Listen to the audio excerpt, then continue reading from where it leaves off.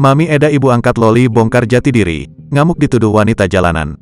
Mami Eda disebut-sebut jadi ibu baru, Loli di Inggris setelah Nikita Mirzani tak lagi membiayai putri sulungnya. Belakangan Mami Eda buka suara setelah disebut wanita jalanan oleh netizen buntut ucapan Nikita Mirzani. Nikita Mirzani menilai Mami Eda hanya pansos alias panjat sosial kepada putrinya. Ternyata imbas ucapan itu, tak sedikit netizen yang jadi menghujat Mami Eda. Hal ini pun membuat Mami Eda murka hingga membongkar statusnya. "Saya bukan perempuan jalanan, saya perempuan businesswoman di Timor Leste," bebernya dilansir dari TikTok Cilikayune Selasa, tanggal 25 Juli tahun 2023. Tak main-main, Mami Eda memiliki bisnis di bidang kontraktor sementara itu, mantan suaminya memiliki bisnis perhotelan di Timor Leste. "Saya suka terima orang di rumah saya. Orang kalau ketuk pintu rumah saya buka. Dia tidak punya tempat tinggal, dia selalu tinggal di rumah saya.